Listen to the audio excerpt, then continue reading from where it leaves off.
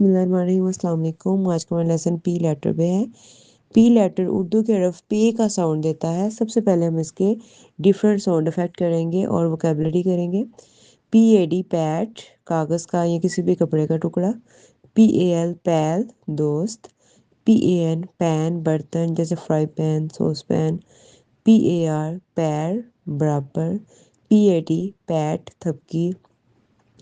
P A C E pace, last में E आ जाए तो टोटली ए का साउंड इफेक्ट चेंज हो जाता है, ठीक है। पेस, रफ्तार। पी ए सी के पैक, ठीक है। P A I D paid, अदा करना। P A I N pain, दर्द। P A I R pair, जोड़ा। दो चीज़ें जो होती हैं उन्हें जोड़ा कहा जाता है, पेयर, ठीक है। P A I N T paint, रंग। P A I R S pairs, जोड़े। P A L M S palms, L silent है यहाँ पे।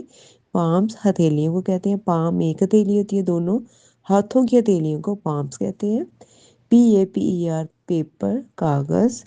P A R I S Paris, शहर का नाम है। P A double S E D passed, गुजरा। P A S T A D pasted, चिपकाया। P A T C H Y patchy, patchy टुकड़े टुकड़े को कहते हैं, ठीक है। पैच टुकड़ा होता है और पैची टुकड़े उसके, ठीक है। आगे P A T E N T patent, patent होता है कॉपीराइट, यानी कोई कोई चीज़ बनाता है तो उसकी कोई कॉपी नहीं कर सकता, उसके पास सारे राइट्स होते हैं, वो अपनी कॉपी को यूज़ कर सकता है, कोई सेकेंडली उसे यूज़ नहीं कर सकता, ठीक है। P A U S E D paused, रुक गया। अब हम इसकी फॉर्म्स ऑफ वर्ब करेंगे। P I N T paint, last में ई डी लगाने से पेंटेड, इसकी सेकेंड और third form. P L A Y play, खेलना, लास्ट में ई डी लगाने से played. P U S H push, धक्का लगाना या धकेलना, ठीक है, लास्ट में ई डी लगाने से पुश्ड, इसकी सेकेंड और third form.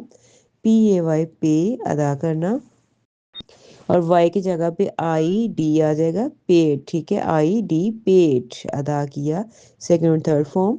P L A N plan, plan होता है मनसूबा बनाना, और लास्ट में ई डी लगाने से प्लांट, प्लांट, इसकी सेकेंड और थर्ड फॉर्म।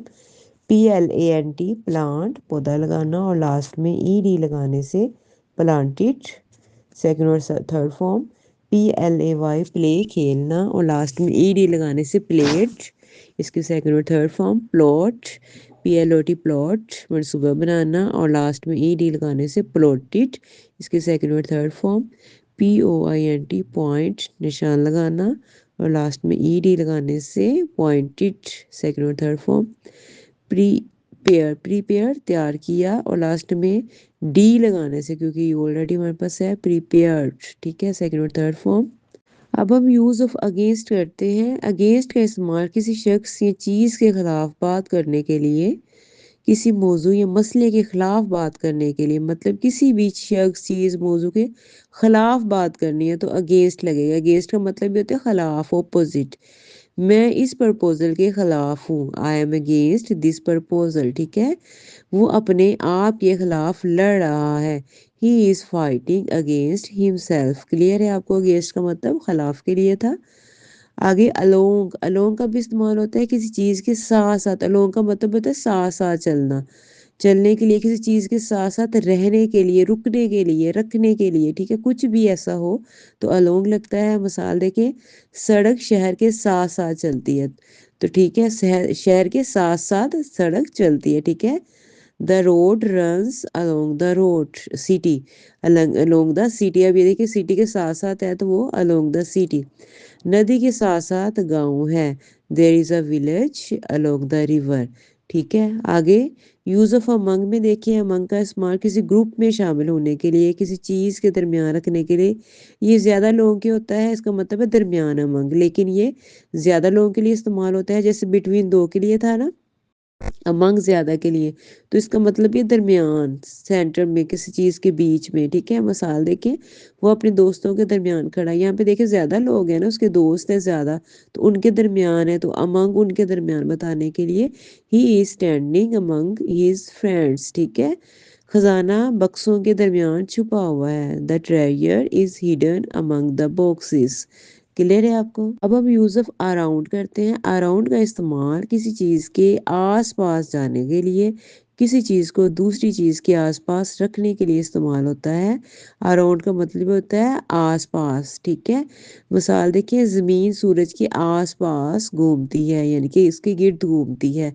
तो गिर्द या आस-पास एक ही बात होती है, ठीक है? अब क्लियर है? अराउंड का मतलब आस-पास या इर्द-गिर्द, ठीक है?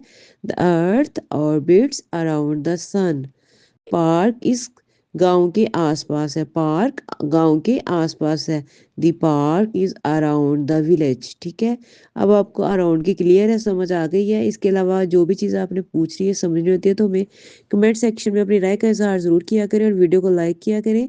और जो न्यू है वो ज़रूर हमारे चैनल को सब्सक्राइब करें। अपना ख्याल रखिएगा। मिलते हैं इंशाल्लाह कल नेक्स्ट वीडियो के साथ। अल्लाह हाफिज़।